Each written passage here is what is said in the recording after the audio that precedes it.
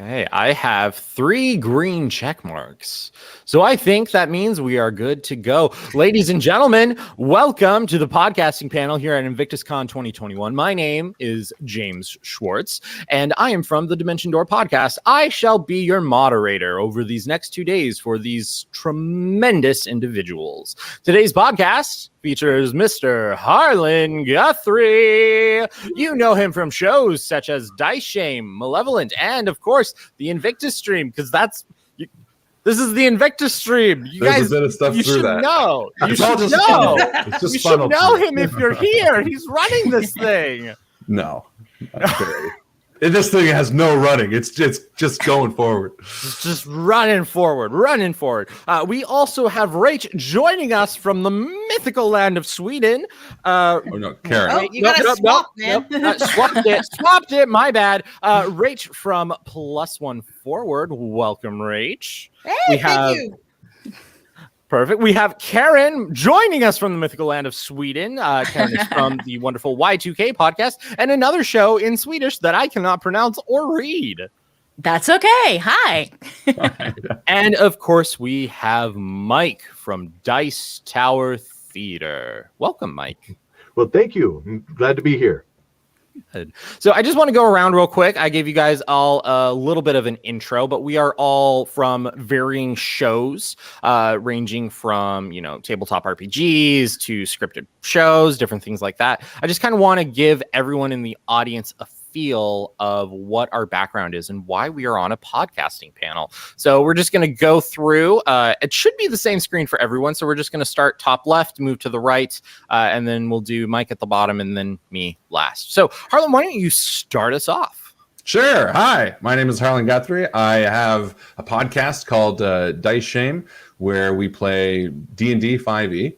And I also have an audio drama called Malevolent, which is a spooky horror audio drama. And I am in the podcasting world because I lost my job during COVID. No, because over the years we love playing RPGs and it's sort of migrated towards audio only. And I'm excited to talk to everybody about all the similarities that we have and all the differences. And that's me. A lot of this stuff is going through Invictus, which is one of the programs that me and my partner have, and that's every Wednesday at 8 as well. So that's me. Perfect. Okay. Does that mean it's me? Okay, cool. Yes. Hi, I'm Karin Heimdahl. My main show is Y2K, which is an audio drama, which is a drama, an audio drama. It's a tale about the year 2000 and various things that happen to long-distance friends. And we are in season 2 now, and we aired weekly all of 2020. I also have a nonfiction pod, which is currently on hiatus after episode 100, which is a pop culture podcast in Swedish, because despite what I might sound like, I am actually Swedish. And it's called Det Nya Svarta, in case you want to check that out. Okay. And I got into podcasting because I want to tell stories and I have opinions. Yeah, basically. There we go. Perfect. That is a wonderful reason. Rach, you're up. Hi, everyone. I'm Rach. I am one of the co-hosts of +1 Forward, the podcast powered by the Apocalypse, it's a podcast in which we talk about Powered by the Apocalypse games. We interview different designers. We'll sometimes talk about concepts that appear over many Powered by the Apocalypse engine systems, because they're all like individual games from the same school of thought in terms of design. As you might have picked up, I actually got into podcasting because my background used to be in media theory and analysis, and I really wanted a space to talk about it because it turns out that stuff doesn't pay well, but I still wanted to do it outside of my day job. Wonderful. And last but certainly not least, Mike, what's up? Hey there. Well, yay. So on my side, my name's Mike Ashley. I am the narrator and dungeon master for Dice Tower Theater. We're a narrated audio drama, audio fiction, however you want to, cut it. It's really started out as just trying to tell game notes to my players that they wouldn't read the notes. So I think that's a common thing that a lot of us dungeon masters run into and what have you. So I'm an old audio guy.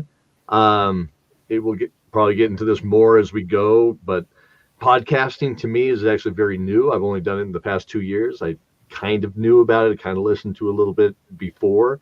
But before that, I got 35 years in audio editing, different albums, sound design, that kind of a thing. It's just, that's my passion. So I figured that'd be the best way to do, as Karin said, storytelling, right? And I think that's a big thing. I love storytelling. I love listening to everybody's stories, sitting around the campfire, having a drink, and just having everybody just kind of let loose in their imagination. So excellent. Wonderful. Thank you, Mike. And I, of course, am James. I run the Dimension Door podcast. It is another actual play podcast. We are using the Pathfinder First Edition rule set. So it's D&D 3.5 is what a lot of people like to call it. That's how they started out, and they eventually developed into their own rules and lore and everything else like that, which is pretty great. But I am here today as the moderator, and we're talking podcasts today. A lot of people don't know kind of the behind the scenes stuff that goes along with podcasts. And there's a bit of stuff you need to know. And I think one of the things we are going to focus on today is, how do you start a podcast? Why would you want to start a podcast? Hold on, do that sound again. That was gold.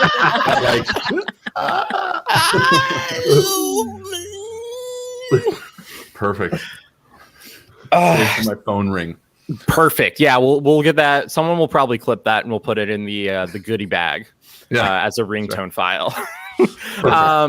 But yeah, hi guys, I'm excited. I like to keep things kind of loose. I think that conversations are best when they are not scripted. So anyone here, feel free to jump in at any time as we kind of work our way through this. We all have a background in podcasting in some form or the other. We have 2 scripted audio dramas. Actually, Mike, Dice Tower Theater, is that fully scripted? it's fully scripted. Yeah. Okay. It's based off of what happened at the table, but there's no dice. That's awesome. That's really cool. So you're going off of basically session notes and then you're converting that. That's correct. Pretty sick. That's exactly pretty sick. So we have that. We have a from scratch scripted audio drama from Y2K. And Rach, you are more of a meta discussion podcast, which is really cool. I'm glad. We have a nice smattering of things in here, which is really exciting to me. Where do you guys want to start? We can start with, well, why are you podcasting? What do you need to do that? What are the unexpected things that we've come across that we wish we knew we had when we first started? Who is struck by the inspiration? Rach? Well, I'll take lead. So what was my initial trigger? I remember being at a science fiction con called Ad Astra, which is currently on a hiatus because COVID. And there was a podcasting panel, I believe, in 2015 or 2016. And I remember sitting there and talking to my friend Kate, because we were both discussing, maybe we should do a podcast where we talk about games. That might be fun. And I kept texting her notes from the discussion at the panel. And after that, we kind of stumbled into podcasting together. Kate and I and my partner Rob had a podcast for a while called It's Like D&D, which was a podcast where we talked about games that were not D&D and our experiences as game organizers. And we really kind of did a trial by fire. We had like one snowball mic we tried to share between the three of us. It was rough. This podcast does not exist on the internet as far as I know, and it's probably a good thing. It's been scrubbed. But that is what launched us into the different podcasts and streams that we're part of. Yeah, Rob's part of Dice Shame. I know what podcast my partner works on, I swear. So Rob plays Jack on Dice Shame now. I'm part of Plus One Forward. I don't think Kate is actively podcasting, but she's involved in the RPG industry still. But that's really what got us into it, was just sort of try to figure it out and fumble through and going, what is good audio? What is best recording? Like, this isn't my usual tech here. It's better for streaming, though. Like, how do you troubleshoot weird, quirky things? So, then again, like, we're talking a span of 5 years. So it's not something you kind of figure out in one go, unless you guys have better experiences or different experiences with that sort of thing. No, I think even, Rach, to that point, I said I got all this experience, but that doesn't mean that it was all good, right? Yes. I learned a lot of stuff on the fly and what have you. And even moving over into the podcasting area, you learn so much more about the equipment that you have or that you're borrowing. I mean, and that's when I walk back through, time, and I think some of those things I learned along the way is it really comes down to collaboration. I think it's the biggest tool that you have in the tool shed is just bringing it up in different forums, talking with people, meeting more, creators. I learned a trick years ago, and I still share this, where when it came to just the reflection of sound, right, getting that echo out of the room and what have you, one of the biggest things I learned was at trying to record albums in an apartment. And when you're in a metal band, that can be really hard. And so there's lots of sound dampening, all that stuff. But the biggest thing was just basic egg crates that I'd find. Yeah. I just go down, I just pick up egg crates. Like I'll show you. This is just kind of funny. Oh yeah. Yes. Please. Show you this. Yeah. Oh, nice. So, Whoa. Oh my So God. good. Yes. that's right. I ate all those eggs. Over time, it just kind of helps to, figure out the best way, and that keeps it from getting that echo in the room that makes it feel like you're in the room. And get rid of that. I got a closet over here of clothes, right? That's dampening all that stuff. Yeah. I got the tapestries behind me, all that stuff. Well, they also look cool, so I appreciate that. Sound itself is just such a cool medium to play with and just kind of experiment with, right? I mean, you can kind of see, not just for decoration, I got the sword and the war hammer, and I got other swords over there and all that stuff. That's for the show. I do Ren Fair stuff, sure, but I'll take that, and I need the sound of a sword being drawn out. Well, I don't want to just get some sound effect file that everybody's used 1,000 times in a game. Why do that when you can do your own Foley? Exactly. You got it right there. You're just, yes, I am amazing. Absolutely. Oh man, Just having fun. it reminds me of one of the weirdest quirks I noticed with sound was I record up in my office, and the sound difference between before I threw out my pharmacy school notes, which were piled up in a corner, versus after was very dramatic and upsetting because suddenly my sound quality changed immediately. It's like, I'm just gonna I don't need all these paper notes from school anymore. Oh no, they were sound dampening. Absolutely. And it's so sensitive, right? It Yes. depends on the equipment you use and all that stuff. But And sound is such a funny thing, and it's really interesting. So, Rach, when you guys started podcasting, like nobody in your production really had that deep audio background, right? No, Yeah. no, not at all. Yeah. So, Mike, you said you've been doing audio engineering for 35 years. That's extensive. And for my podcast, we have someone very similar. Our audio editor, Zach, he's been doing the same. He's been in the music industry for probably around as long as you have, actually, which is great because he was the one who actually approached me and was like, hey, I listened to this podcast and it's about TTRPGs, but you're better than the guy on that show. You should run a game for us. And I said, okay. And then I went out and I bought like $2,000 worth of audio equipment to start producing the show. Wow. Oh man. But Zach is like the audio king. He was like, yeah, you want to get this, and this, and then we'll do this. And he's the audio wizard. So having that deep background and that, like, the skill set to rely on that, because audio for a podcast is kind of important, it turns out. Yeah. Because it is a total audio medium. And then Harlan, I know you guys have Justin, who has a really deep background in because he does you do the bass editing, and then Justin does the backing tracks in the music, right? Yeah, he adds the sound effects in the music, and I do all the sequence cutting and stuff like that.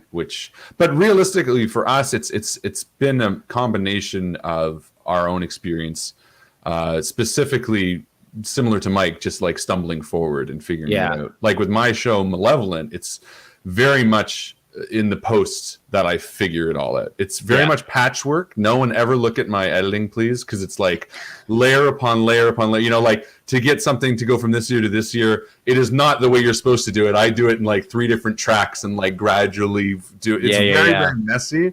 But I like that. That's the way. Hey, whatever works, right? Yeah, right. Yeah. No judgment. That's my logic. Yeah, and I can do it quick enough, Karin, what's your background with audio? Like, how did you stumble forward into this wonderful medium? Yeah, I think actually, I started podcasting with a nonfiction podcast first, which I think is the right order because I had no audio background. I'm a drama teacher, so I had a lot of acting and a lot of improv and all of that stuff, but I did not have audio. So I'm completely self-taught on. I started on Audacity. Fantastic. Oh yes, the king of freeware, Audacity. Yeah, exactly. I started on Audacity and I have learned Audition, but just learning how to edit a talk podcast, as in a chat, three people chatting podcast, was where I cut my teeth. And then I started going, oh, I actually want to do an audio drama because I listened to all these amazing audio dramas, and I started doing voice acting. And I was like, hey, I have stories to tell. I could do this. And again, a lot of YouTube videos of going, oh, okay, that's how you do it. And then I did like what you described, Harlan. I sort of, okay, this looks really messy and no one can ever see these layers of wacky things. And I recorded myself pouring beads into a jar like 50 times and just layered those on top of each other to make a sound, all that Foley stuff. So I had no background in audio. I was self-taught. And for my nonfiction podcast, I kind of coerced my two friends to start a podcast. And they were just like, we don't understand anything. What is going on? And I was like, okay, well, I will learn social media marketing. I will learn producing. I will learn all the editing and the recording. And I just bought a whole bunch of stuff and got started. And we, of course, before COVID, we recorded in the same room, which, yes, is lovely. It's lovely, but it doesn't happen so much anymore. No. Hard. So I want to pull in an audience question that we just got posted. So how do you control or engineer audio for guests you may have that don't have a studio setup? We haven't had guests on our show yet. I've guested on a couple other shows, but it does kind of bring in this question of how do you balance when you have your main set of people with professional audio equipment and you have someone guest that doesn't have, it's not up to what your show's regular quality would be. How do you guys handle that? How have you handled that? How would you handle that? I can go for this one if you want. Yes, please go for it. Yeah. So this is, of course, very different. In audio drama, I need a better level of audio than I need for just regular talk podcasting. So for my nonfiction show, we've had guests, and my choice was to go for the three co-hosts at their regular, fairly good audio, and then to do as best as you can with the guests. I've used Zencastr. We started off on Zoom, but I found the Zoom downloading all the audio was a bit of a killer process, and sometimes it didn't work, and getting the backup sometimes didn't work, and I lost stuff, and it was horrible. So for me, Zencastr has been great because it actually records at the locally at the computer of the person talking, and then it sends you the individual files. Interesting. I think it's still free because it was sort of COVID free for a while there. Maybe it's not anymore. I'm not sure. But that's been really good. And then as regular phone headsets are okay. And it's not going to sound the same. Like the people with regular mics and the headphone headset people are not going to sound the same. But my choice was that was a better compromise than everyone sounding worse. I have a question, actually. Sorry, just to jump on that, because with your show specifically, because it's a narrative and you're writing it, do you ever change a part so that the audio fits like the narrative of how they recorded it? I.e., if they only have a phone and you really want them, do you ever write a piece in where they're talking on the phone? Yes, I did that. I actually did that as the COVID solution because one of my actors at that time lived locally here and did not have recording equipment. She does now, though. But so she would come to my house and record, and I lost a file. Every podcaster has done this. Hopefully not that many times. But my computer ate it. I don't know what happened. It was gone. and I had an episode to put out, and I was like, okay, I need you to re-record this. I know you don't have the equipment. I know you can't get it right now. I also know I can't invite you to my house because virus. And so she actually recorded it on her phone and sent it to me. And I rewrote it a little bit and put that scene on a bus.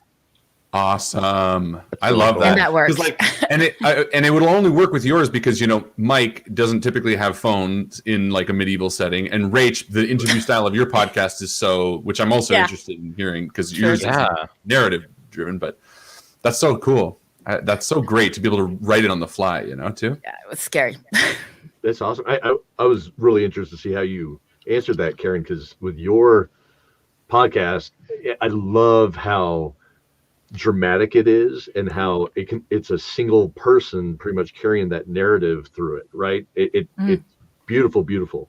I love it. It's great to listen to. And you're right. If the audio doesn't meet that quality, you're going to lose the audience. The audience is going to get lost in paying too much attention to the crackly and all that stuff. I have I guess I got a leg up a little bit with the fact that we have so much soundtrack and sound design, and it could be a battle sequence and what have you, that if somebody wants to be involved with the show, I really like community stuff. So that's why I brought different voice actors. And Harlan, you were there with me this last season, had a lot of fun. Hey, that's right. Hey, so doing all the Foley pieces, and with Bryce, and it was when it's a battle sequence and what have you, those sounds can sound a little bit, garbage. Let's put it that way.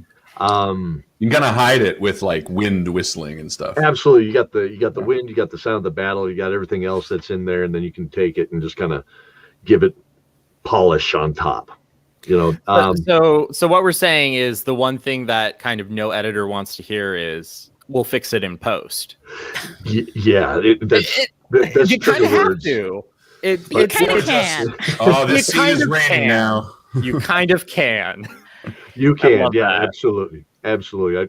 I when I was doing some film projects 10 years ago, that was a common phrase, was we'll fix it in post, and that became like they gave me a T-shirt at one point saying, because they loved the look on my face. I'm like, What about Rach? Because Rach, you have a lot of interview guests. Yeah, we do. So we do fix it in post. I have to give all credit to my co-host Rich, who is the audio genius behind +1 Forward. He has so much experience and practice making everyone sound intelligent. But we do coach our guests. We give them a guide saying, like, here's our expectations. You need to record locally. You need to record at this level of sound quality. We do have issues where guests will like to speak with their hands, and they'll have a phone mic, and they'll be like, shake, shake, shake the whole time. And Rich will be like, I need you to stop talking right now and don't hit your wires, because otherwise you're going to ruin all the audio. So it is just working with them and rolling with them, because as time has gone on, guests have gotten smarter that they need to invest in like the basic level of audio equipment if they want to go and promote their game on podcasts. Yeah. But you do get outliers every once in a while. And again, Rich is a genius. He will sit there and tediously cut out any background noise. Wow. Before the pandemic, I used to even have weird background noises. My best story is we're not that far from Toronto Island Airport, and I could see the airplane in my waveform before I could actually hear the airplane flying overhead. So I'd be like, all right, we need to stop. Okay, we can start again. Oh, man. But it's stuff like just practice and working with what you have. Yep. We have a string of questions coming through, and I think they all kind of fall into one category. So I'm going to just start us off on a little thread, and then we'll take these as we go. So starting a podcast, right? There's a lot of nitty-gritty detail that needs to be considered when you're doing this. One of that, unfortunately, is cost. Unfortunately, podcasting is not free. I haven't found a free way to do it appropriately yet, because what makes a podcast? It's in your podcast feed. Well, that's already hosting fees. And then you have audio equipment that you need to purchase and editing software that you need to purchase. So that already is an upfront cost that I think a lot of people aren't prepared for. But one of the things that is helpful that I found is to have, like, before you even start any of this, and you kind of have an idea of the show, of what you want to do, whether it's an interview show, whether it's an actual play or an audio drama, it's really important to have like a pre-production meeting with the people you are interested in doing it with. And Harlan, we talked one time about how it's really important to get an idea of where everyone is that you want involved with the production and figuring out what they want to do. Because then at that point, you're able to figure out, well, if these people are willing to do this, what is left? And do I have to do all that? And can I do all of that? Absolutely. And it's actually interesting because I think, you know, other than I would say maybe Rach, who has Rich as well, but a large motivation to who I would assume for Karin, myself, and Mike was to do something that didn't necessitate always relying on a single person, but many people. Like Malevolent is entirely me, and I did that 100% because I didn't want to worry about anybody else selfishly. I was like, this is all on me. I don't have to worry about waiting on anything, and that's a big motivation of why I wanted to try it. But I definitely get the feeling, without setting out with clear standards and saying, hey, I want you here for this, or I hope you're going to be here for this, it can absolutely be a pitfall of having that. Yeah. Which leads us to our first question that I kind of wanted to get into with this, which is, how do you find the drive to keep up with your podcasting? How do you change things up if your co-hosts lose interest? And that's kind of, it's all about that, like, task allocation, I think, because it's like, all right, so let's say, you know, you have 5 people. Well, what happens if one of your voice actors doesn't want to do it anymore in your mid-season? What happens if, you know, your editor is like, I don't have time to do this anymore? Like, there are some really big drastic changes that can happen. Has that happened to anybody yet? Has anybody had like a big drop in one of the main creatives for your shows? I had a major one hit in December.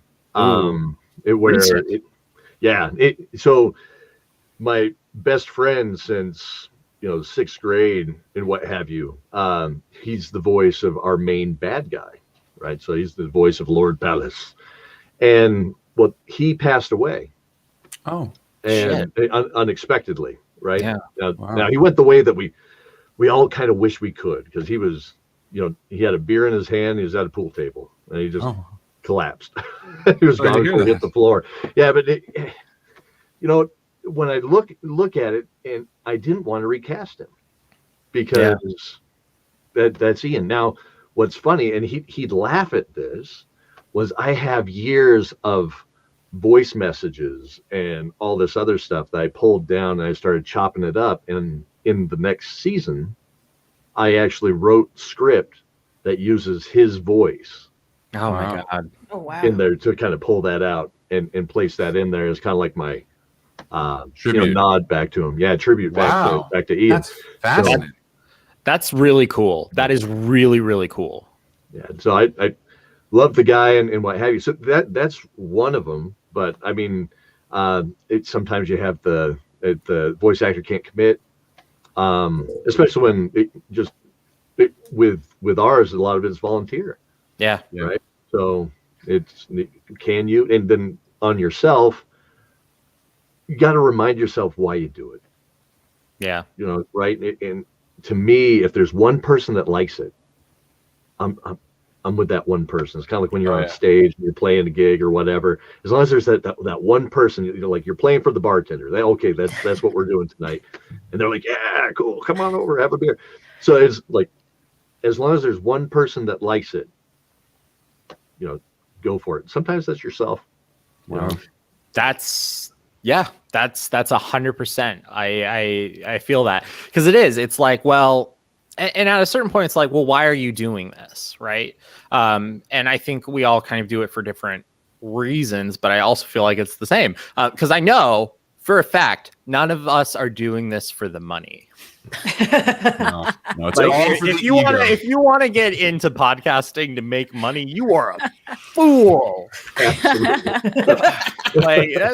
you're going to lose money. Chances are you are always going to be losing money. Now, with things like Patreon nowadays, which didn't, Patreon has existed not as long as podcasting, but I think a lot of people are able to do podcasting because of Patreon. Like Patreon really started to hit the mainstream. I think it was first around in like 2013, 2014. And after that point, like, oh, people can just give me $1 every month. Yeah, that'll pay for hosting fees. Perfect. But there is money involved. I fucking hate it. But I was going somewhere with this. Just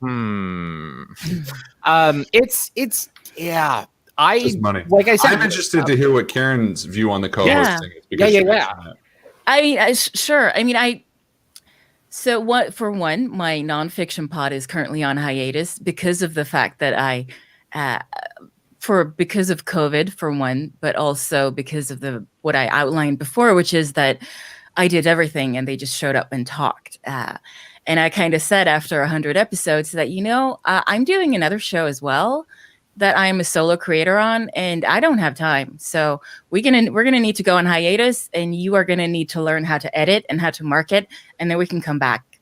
And they are like, okay, sure. So we're still talking about that and how to figure that out. So that is, I guess, me going, not doing this anymore. This is my limit. Like I'm not. Yeah, I mean, because of the fact that, 2 podcasts as a solo producer is a lot. Yeah. And they were weekly as well, both of them.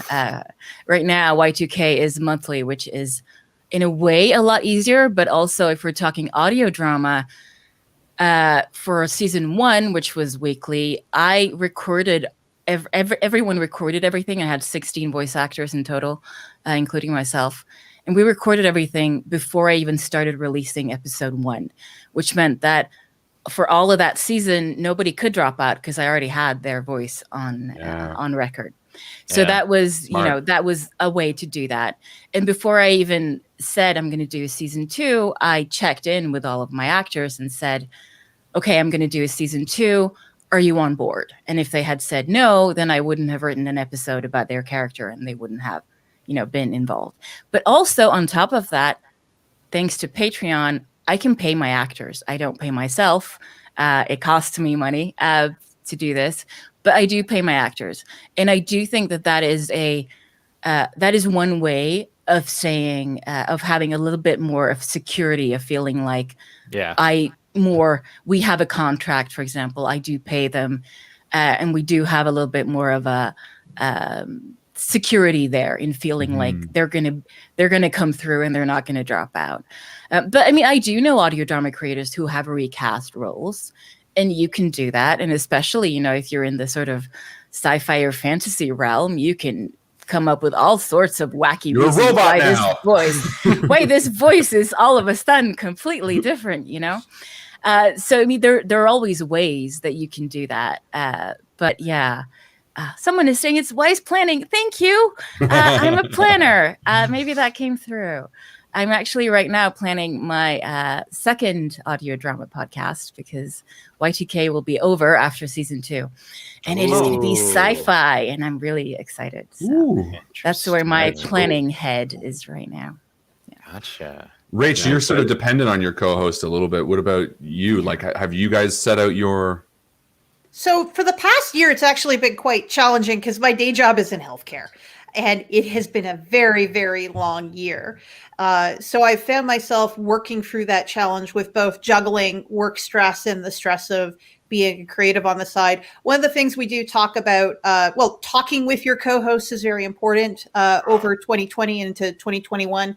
Rich and I have a bi-weekly Powered by the Apocalypse game where we try out games that we haven't really had the ability to fiddle with elsewhere. So we can connect and have like similar shared gaming experiences, and that kind of helps keep the enthusiasm up. But one of the things personally is that I work with to try to keep my enthusiasm up is to think about what advancements and developments in gaming really capture my interest in art and media, and dwell on, I don't mean to spill tea, but sometimes it does get really repetitive when you do interviews where you see the same ideas brought up over and over again, and reflecting on, but there was this one game that blew my mind, this one game that changed my perspective on things, that gave me pause, that ignited that fire in my soul.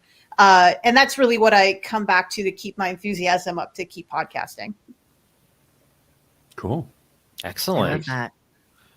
It's great. I love all of you. You guys are wonderful. We love you too, James. Oh, thank you. This is what I was excited about. Harlan was like, "Hey, do you want to moderate this panel?" I'm like, "Yes, of course I do. I love talking." And it's great. This is everything I wanted it to be. Podcasts, they're kind of popping right now, especially with COVID hitting. A lot of people are like, "Oh, I'll do a podcast." I saw a post somewhere and someone was like, "Is starting a podcast the new should I get bangs?" And I was like, that's pretty apt, actually. And we had a question from one of our audience members here. Let's see here. Where was it? What is the future of podcasting? Are podcasts the new parachute pants? I hope so. I want parachute pants. I think it would be great. I think podcasts kind of... I think the future of podcasts is looking strong, honestly. I think it's going to take a dip once the whole COVID fiasco has died down a bit and people have to go to work and don't have as much time to spend at home and have earbuds in. But I think right now there's so much quality coming out of it. I think a lot of the quality is going to stay there. And when I started, starting to produce the show and everything 2 years ago, I didn't know a lot of the nitty gritty detail because not a lot of people were talking about the nitty gritty detail and, the audio equipment and the costs you're going to have to pay and the monthly and all of this stuff. But now I'm seeing a lot more of that. There's a lot of really strong communities out there. And I think those communities are going to be what help people start podcasting and stay podcasting, because now there's a support system in a lot of these online communities that are going to be fostering the growth and are a big, huge information pool for other people to pull on. That's where I stand on it, at least. I think that... I agree. I mean, I think it's only going to get better, especially as the technology becomes more and more accessible. And as people become passionate. I think all of us here are very passionate about the fact that, Rach years ago started one and then just built on it like this. Although I'm always reminded of the Onion article that says, before you start your own D&D podcast, please adopt one of these fallen D&D podcasts. Because there's also so many, which I'm totally aware of and I'm happy for, because to me, just means there's more things that might be right up your alley in terms of what you want to do. But I know I'll be around at least until I get a job. No. And beyond, right? And beyond. Yeah.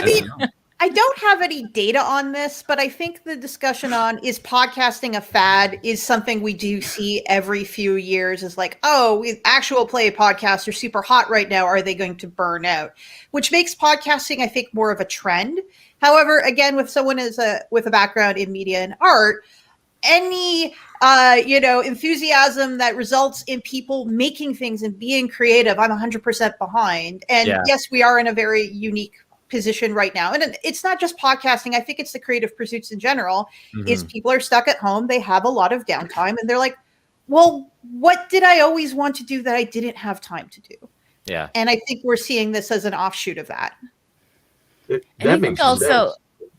Sorry. Oh, go ahead, Karin. No, you go ahead. Yeah, I was just going to say, I think podcasting, for one, the audio medium is very unique in that you can do something else while you are listening to a podcast. Yes. Which is a big plus, because I think everyone is multitasking these days. And I actually think that once COVID is over, podcast listening might go up because commutes will be back. Yeah. So while podcast producing might be sort of right now flourishing, podcast listening, I think, is maybe a little bit static. Yeah. And I think it's just going to go up. That's a really good point. That is a really, really good point.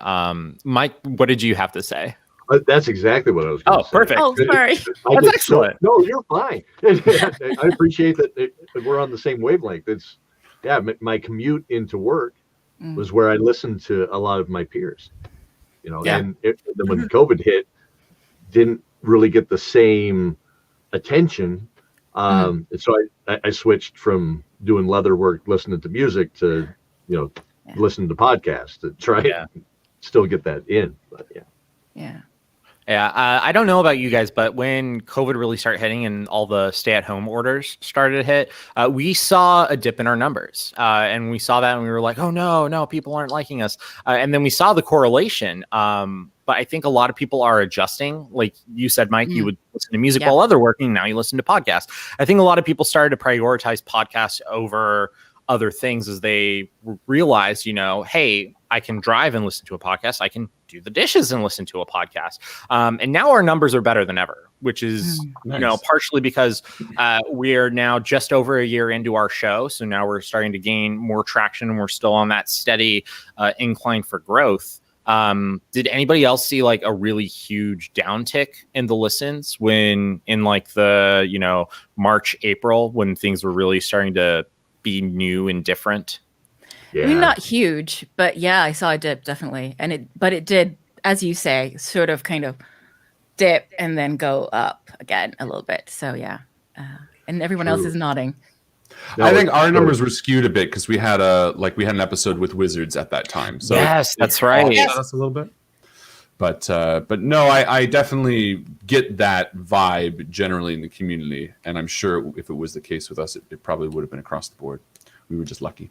Yeah, I thought I drowned everybody with ours because I was like, I want to give people something to listen to, and I had a pretty good backlog.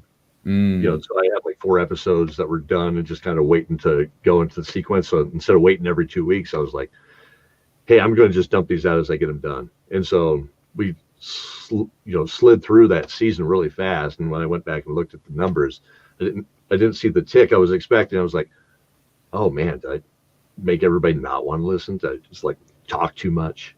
It's interesting to think about that though, because sometimes, when you release farther apart, you do get those big surges, but then it's not really reflective because ultimately people are just not needing to rush as much with downloading. I don't know how to read numbers. I get confused. We're good. We're all happy. That's the important thing. Somebody's listening. We're good. Yeah, exactly. Yeah, that one person you were talking about, right, Mike? That's right. The That's one right. person. Saw that download and it's not me. I'm good. Yeah, I used to get really accidents obsessed with downloads, and then I had to sort of back off, and now I'm okay. I don't check very often. Yeah, and that is really a balancing act, I think, that all of us experience is like, you can't become obsessed with just getting more numbers because that is such a dangerous place to be. And it's so self-deprecating because when you don't see it, week after week, if the climb isn't as high as the week before, that's just, destroys morale. It absolutely crushes it. Couple more questions. We only got about 15 minutes here. Let's see here. For each 10 minutes of podcasting, how much editing and production work is needed? My show is in 10-minute chunks. So this is the easiest question for me to answer. Yeah. Because I literally dedicated Monday to it. Editing, writing, all of it, I would say it takes me about 4 hours for a dense 10-minute audio drama from writing from A to Z. Yeah. For Malevolent. But that's also because I'm the only voice actor. I don't need to worry about anyone else. I don't need to worry about retakes for lines. Like it is a blessing to a degree and a curse to have it all on my shoulders because I know exactly how I want it to sound at exactly every second of every day. So and the major choices of Malevolent are off my shoulders because it's the Patreons who decide how an episode goes. It's always a split decision. So literally I sit down Monday, they tell me either he fires the gun or he doesn't. I write the episode, get to record it, finish it, sound effects, edit it, and it's done. Like it's the easiest thing for me to do because of that. Yeah, I mean, I have an audio drama with lots of dialogue and people, and I would say for dialogue edit and sound design, it probably takes me like 6 to 8 hours for 10 minutes, something like that. For my nonfiction podcast, it maybe takes me 20, 30 minutes for 10 minutes, something like that. Yeah. Yeah, so it's very, very, very different. Yeah. Yeah, awesome. It's so interesting hearing how everybody does it, right? And so for me, it's between 25 and 30 hours. And that's just because I write the music too. So right. I write the music, I do the sound design, do all that. So I got that on top of it. But yeah, all told, I think that's what I calculated out was about 20, 25. Wow. Yeah, that's about where our audio guy is at, because the last numbers I have here is he was doing 5 hours an episode, and that was before he was doing custom scoring for the actual like music and everything. So that's gone up a lot. And right now he's like, yeah, I mean, I don't have a day job because of COVID, but he's doing an episode a week. Our episodes are like an hour to an hour 30. And he's probably putting like 36 to 40 hours for one episode, which they're fucking dynamite. They're so good. Yeah, absolutely. What about you, Rach? Doing kind of more of the talk and discussion? So I don't have the exact numbers because I don't have Rich here to give the answers. I know he does take hours to do it. I do for topic episodes. I do often take the lead for doing the pre-production notes, and those can be ranged between not very long at all when doing interviews, but if we're doing a deep dive into the subject, 3 hours of maybe just writing and drafting out like talking points. And those, not all of those notes actually make it into the show, because sometimes the show breaks out into sort of sidebar conversations that are a little bit more natural. So you want to have a little bit of those scripted ideas that you've thought of, but also, oh, hey, you brought up this point here, co-host, let's go talk about that for a while. So it took me a while to accept that not all of the pre-show work I would do would make it into the final show, but that's also okay. Yeah. Absolutely. What does everyone think of podcast networks? That's kind of a nebulous. Well, Rach is actually, you're technically part of a podcast yes, network. we're part of the Gauntlet Podcast Network. Yeah. What I would tell people is when you're working with a podcast network, you are working with a group of people, and it is like working in an organization where there may be conflicts and disagreements. And I think there's an expectation when dealing with fellow nerds and organizations of nerds that we're all going to be on the same page and agree on everything, and that never happens. I assure you. People have disagreements? Yeah, like nerds are supposed to be 100% accepting of everything, right? And I think that my background in convention organizing, and I used to work for Tourstar, so I saw a lot of internal conflicts between people in the organization. So when conflicts arose within podcast networks and disagreements and whatnot, I have that expectation of thinking about like a business and knowing that sometimes you might have to make changes for your podcast that don't 100% honor your artistic vision, but you also know it's in the best interest of the larger organization. So trying to find that equilibrium is important. Question on that.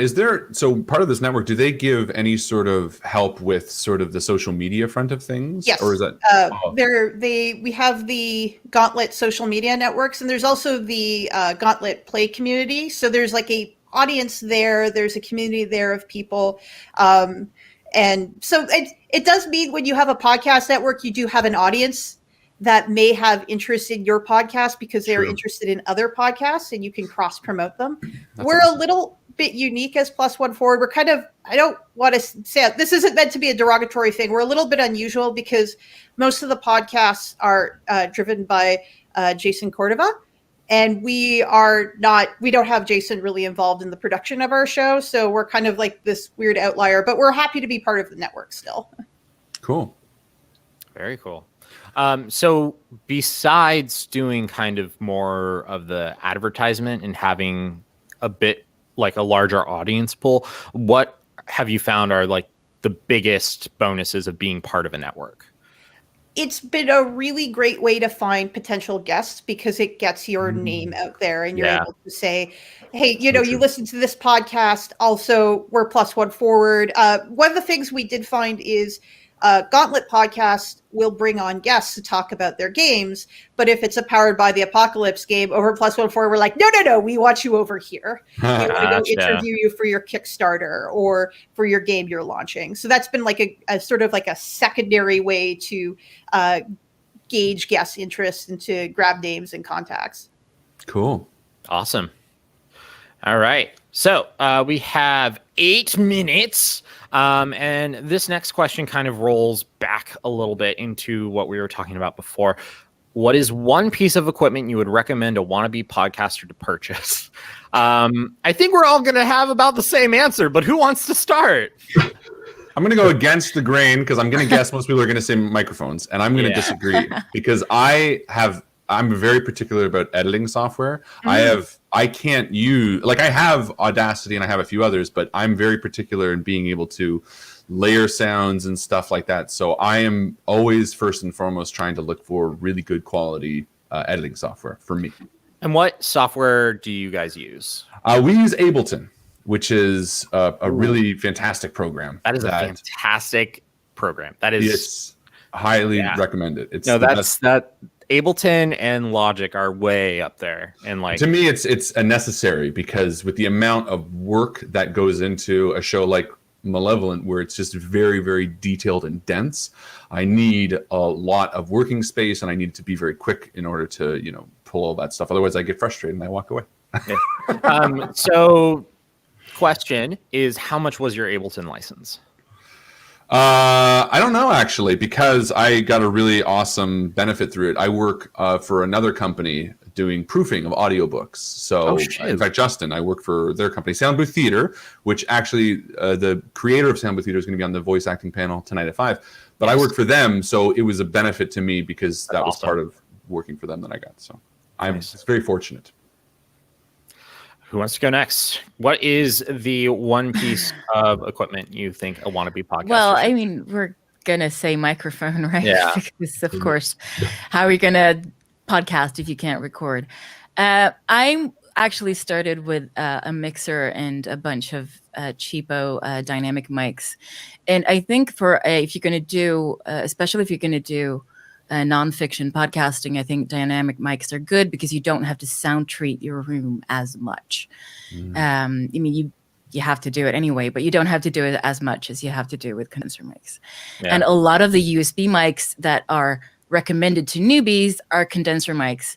So that's something to just think about and read up on before you buy a mic, because if you don't have a closet, which is, podcasting favorite to record in your closet, if you don't have a place that is sort of naturally soundproofed or the ability to build a blanket for it, maybe a condenser mic is not for you. Yeah, I'd echo what Karin said and just say that what do you want to achieve, right? Are you trying to, do you want to be dramatic? Or are you trying to record the environment? Or what are you trying to record? And really, there's a mic for everything, right? We got, some of us are using these kinds of mics. Some people are using, so when I record Foley, I record off of these, right? Oh, nice. Mm-hmm. Yeah, so I use those guys. I'll put them in here, and we got Mike, Mike. Yeah, it's like mics and mics and all kinds of mics. But yeah, I think that's probably the biggest thing in understanding how you're going to record. So I can't say there's one piece of equipment, because you could do, instead of a computer, like you could use this guy, right? A taser? It is like, it's my audio taser. but yeah, it's just an audio recorder. Yeah, it's just a little handheld 4-track, and so you can record off that, do field recording, and the microphone on it is pretty good. So it really is playing with it and figuring out how do you want to sound, what fits with your voice. Everybody's got a different voice, so a different mic. It's all different instruments. So, but yeah, time would be the same. Oh yeah, that's a good one. Can we buy time? Can we have that? Right? Have they made that yet? Yeah, it's like dry, fresh herbs. You can do whatever you want. Yeah. What about Rach? Rach? Yeah. So the biggest thing I would suggest is I got a sound dampener cube, and that was a huge difference in terms of my audio quality, because I rent the top 2 floors of an older house. I do not have carpeted floors. I will not have carpeted floors. I don't have that many closets I can sit in. So it's unfortunately buried in some crafting equipment right now, but it's a cube. It cost me $50. It's full of foam. I shoved my mic in there. It did an immense jump in my audio quality. Immediately. It fixed. So this mic might be picking up reverb from my office, and it fixed that problem immediately. And because I'm doing interviews, I have to have a webcam, and that means I don't have as much mic flexibility. I have to have it wired up to my laptop, and that was a day and night solution. Awesome. I think one of the biggest things that I'm really happy we did from the start was multi-track. Multi-track recording is phenomenal. because it really does. It makes it so like if like it eliminates a lot of crosstalk, which is really good. But more importantly, you can mess with everyone's individual audio and kind of get them to that same level. And multi-track's kind of this weird thing because like, yeah, you need to have like the microphones to support it. But honestly, a multi-track setup it's huge. It is absolutely for huge. APs like ours. Like we went once COVID hit and we went online. We used to be in the room. I don't think we're ever going to go back because doing the multi-track recording allows me to make everyone just sound funnier. Frankly, the jokes hit better. Yeah, they do. Like, let me take that little comment from Rob and turn it up, and now he's hilarious. Just give it its own light. Yeah. So like for me, I think if you could do anything from the start, do multi-track because that's going to make your production value skyrocket.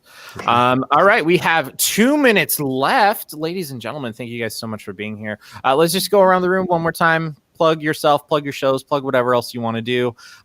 You all have been wonderful. It has been so good to be here with you. Thank you, James. That's wonderful. Yeah, absolutely. Let's just start from the top. Harlan, do you think anyone? Where could people find you? This is INVICTUSCON. Make sure you go to the Discord. There are plenty of games, panels, continuing on, lots of video games, whatever.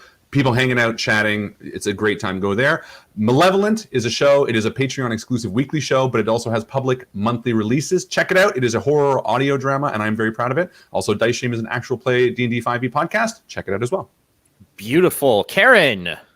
Yeah, you can check out Y2K at y2kpod.com. Oh, look, that is so beautiful. And actually, Dinaya Sata also has a page there. And my upcoming show, which is Cheka, also has a page on there. So you can find that there. And Y2K Pod on all the Twitters and Instagrams and Facebooks. If you want to follow me and check out my voice acting stuff, you can find me on Twitter at Karin Haim. That's Karinheim. Yeah, that's it, I think. Rach? Perfect. Rach. Yeah, so I would suggest Google +1 That would be the best way. Oh, they flash the URL on the screen. Also search for it in any of your podcast feeds. You can follow the show on Twitter at +1FWD. You can follow my nerdy adventures on Twitter at TEDDog. So that's TEDDOG. And that's it. Wonderful. And Mike? So over on our side, you can find us on most of your podcasting platforms as Dice Tower Theater. And in fact, it's dicetowertheater.com. Yeah, that's the wrong. There we go. All good. Yeah. That's us. It's all good. It starts with a D. So dicetowertheater.com. You can also find us on all social media through Dice Tower Theater. Look forward to see what you think of the story. Excellent. And of course, my name is James Schwartz. You can find me on my show, Dimension Door Podcast. That's at dimensiondoorpodcast.com. You can also find me on Twitter at Schwartz James. And you can also check me out in the Artist Alley, Make Ceramics. I'm doing 20% off my entire store this week and only because INVICTUSCON is the place to be. Special thanks to Bobby running all this shit behind the scenes. Thank you, Bobby. Flipping screens, putting up little tickers. Bobby, you're a star. Ladies and gentlemen, this has been the podcasting panel. Thank you so much for being here, and we will see you on the next panel. Go play games. Bye. Bye.